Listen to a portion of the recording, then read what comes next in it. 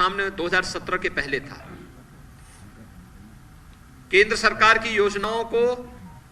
2014 के बाद अनेक लोक कल्याणकारी, गरीब कल्याणकारी योजनाओं को केंद्र सरकार ने लागू किया, लेकिन राज्य सरकार की इच्छा शक्ति उन्हें लागू करने की नहीं दिखती थी। लेकिन पिछले 5 वर्ष के अंदर प्रदेश के अंदर कानून व्यवस्था की बेहतर स्थिति को, जो हम लोगों ने विगत 5 वर्ष के अंदर प्रदेश के अंदर कानून का राज स्थापित हो, इस दिशा में जो प्रयास किए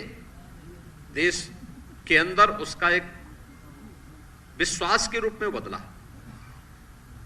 उत्तर प्रदेश के परसेप्शन के बारे में आम जनमानस के मन में एक विश्वास पैदा हुआ। उत्तर प्रदेश के बारे में लोगों की धारणाएं बदली और उसका परिणाम था कि यहां पे निवेश की अनेक संभावनाओं ने आगे बढ़ करके प्रदेश के विकास को एक नई ऊंचाइयां देना भी प्रारंभ किया। निवेश की इन संभावनाओं ने प्रदेश में रोजगार के सृजन की संभावनाओं को भी आगे बढ़ाया। अपराध और अपराधियों के प्रति जीरो टॉलरेंस की सरकार की नीति प्रभावी ढंग से प्रदेश के अंदर क्रियान्वित हुई और इन 100 दिनों में भी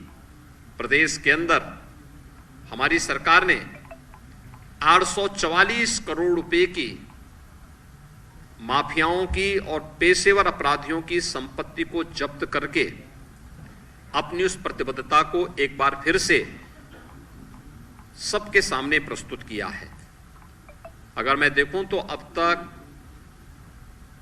2017 से अब तक 2925 करोड़ रुपए की अवैध संपत्तियां हम लोगों ने प्रदेश के अंदर माफियाओं से जब्त की है। यही नहीं, ये पहली बार हुआ है कि जब पुलिस के संरक्षण में कहीं भी कोई गलत कार्य नहीं, बल्कि अवैध पार्किंग हटाए गए, टैक्सी स्टैंड हटाए गए, उन्हें व्यवस्थित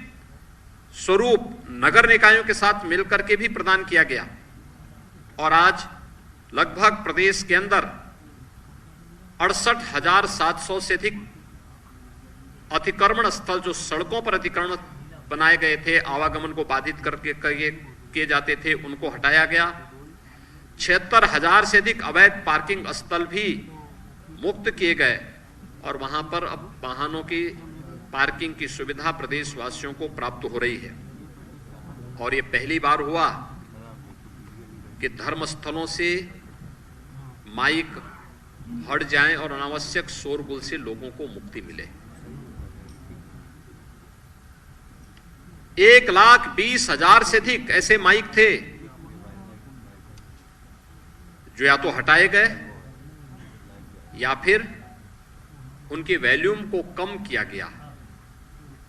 और ये बिना किसी हो हल्ला के स्वतःस्फूर्त भाव के साथ ये जन विश्वास का ही प्रतीक है कि समाज के प्रत्येक तबके ने सरकार के इस कार्य का पूरा समर्थन किया और सरकार को अपना पूरा सहयोग देने के साथ साथ इस कार्यक्रम में बढ़ चढ़ करके भाग भी लिया। प्रदेश सरकार के ही इन कार्यक्रमों के आगे बढ़ाने का परिणाम है कि आज सड़कों पर कोई भी सार्वजनिक कार्यक्रम नहीं होते, कोई भी इस प्रकार के कार्यक्रम नहीं जिसमें चाहे वह अलविदा की नमाज सड़कों पर नहीं होंगे, बल्कि जहां धर्मस्थल में तय है वहीं होगी। ईद के कार्यक्रम, रामनवमी के कार्यक्रम, अन्य कोई भी कार्यक्रम कहीं भी किसी सड़क पर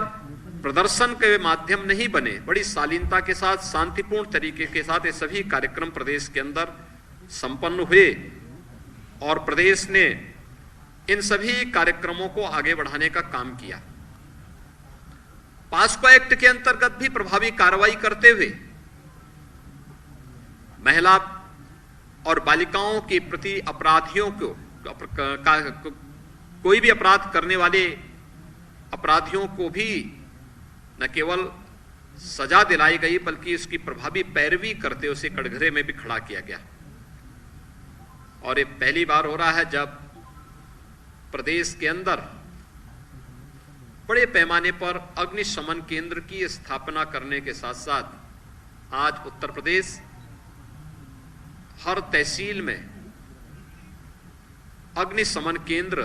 की स्थापना करने की ओर अग्रसर है और हमारा प्रयास है कि अगले 2 वर्ष के अंदर हर तहसील में एक अग्निशमन केंद्र की स्थापना हो सके, जिससे अग्नि सुरक्षा के साथ साथ लोगों को इस प्रकार की किसी भी अग्निकांड की घटना से बचाव के बारे में भी उन्हें एक शासन के स्तर पर सहयोग मिल सके। हम सब इस बात को जानते हैं कि विगत 5 वर्ष के अंदर प्रदेश की जीडीपी में लगभग दुगनी वृद्धि हुई है। अर्थव्यवस्था हमारी पहले की तुलना में लगभग दुगने की वृद्धि हुई है और प्रति व्यक्ति आय में भी दुगने की वृद्धि प्रदेश के अंदर हुई है। प्रदेश के अंदर हम लोगों ने इस दौरान प्रदेश के बजट के दायरे को भी हमने दुगने से अधिक बढ़ाया है। 2016-17 में प्रदेश का बजट 3 लाख करोड़ का था, आज वह बढ़कर के 6,15,000 करोड़ रुपए से अधिक का है। और जनता के प्रति सरकार की प्रतिबद्धता इस बात से स्पष्ट हो जाती है कि हम लोगों ने अपने पहले ही बजट में 2022 के विधानसभा चुनाव की दृष्टि से जो भी 130 संकल्प प्रदेश के विकास के लिए और लोक कल्याण के लिए, गरीब कल्याण के लिए लिए थे,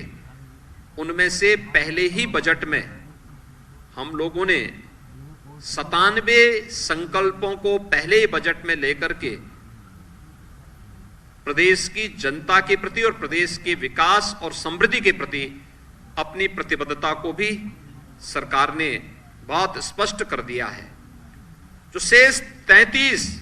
संकल्प हैं, इन्हें आगामी 2 वर्ष के अंदर इन्हें भी हम क्रमबद्ध तरीके से लेकर के जनता जनार्दन के सामने लिए गए अपने संकल्पों को व्यवस्थित तरीके से उन्हें पूरा करने का काम भी करेंगे। मित्रों, उत्तर प्रदेश के अंदर दशकों बाद औद्योगिक वातावरण भी देखने को मिला है। उत्तर प्रदेश में भी निवेश हो सकता है, उत्तर प्रदेश में भी उद्योग लग सकता है। ये 2017 के पहले एक सपना था,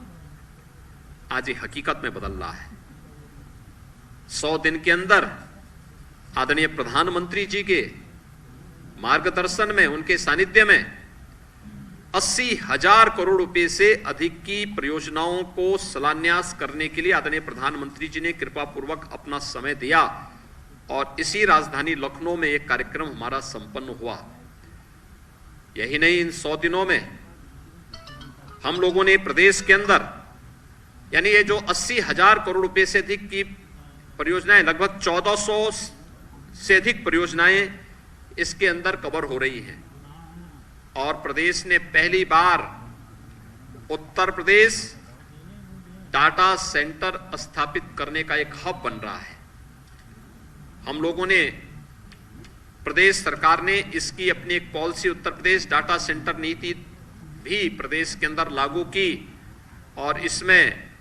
प्रदेश को 4 नए डाटा सेंटर स्थापित करने, आज डिजिटल इंडिया के युग में डाटा के अपने महत्व हैं और उस महत्व को ध्यान में रख करके 4 नए डाटा सेंटर, जिनकी लागत 15,950 करोड़ रुपए से अधिक की है और जिनमें लगभग 4,000 से अधिक नौजवानों को डायरेक्ट रोजगार मिलने की संभावना है, यह भी हम लोगों ने इस दौरान इसे पूरा किया। इन 100 दिनों में प्रदेश के अंदर मेडिकल डिवाइस पार्क के कार्य का शिलान्यास भी संपन्न हुआ। प्रदेश में पहली बार आगरा, कानपुर, गोरखपुर में प्लेटेड फैक्ट्री कॉम्प्लेक्स के कार्य का भी, उस कार्य को, परियोजना को भी हम लोगों ने शुरू किया। और प्रदेश के अंदर यही नहीं, हम लोगों ने अनेक ऐसे कार्यक्रम किए जिसके माध्यम से न केवल औद्योगिक विकास के कार्यक्रम तेजी के साथ आगे बढ़ सके, बल्कि इसके माध्यम से प्रदेश के अंदर रोजगार की संभावनाओं को भी एक नई ऊंचाइयां प्रदान कर सकें। उत्तर प्रदेश सरकार ने 2018 में